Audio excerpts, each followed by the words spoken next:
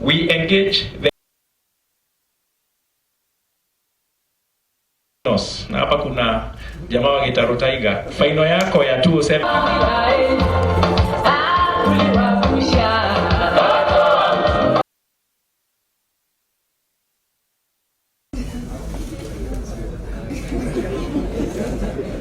administration yangu tunachukulia sports very seriously.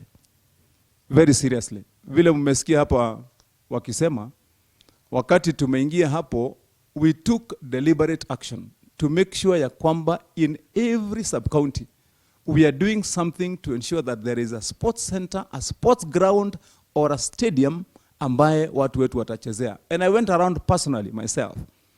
Kwenye zile contracts zenye nimepeana saa hizi, as we are speaking with you, tuliweka karibu all stadiums. Muliniona kule kwa mitandao nikiwa pale Ruiru.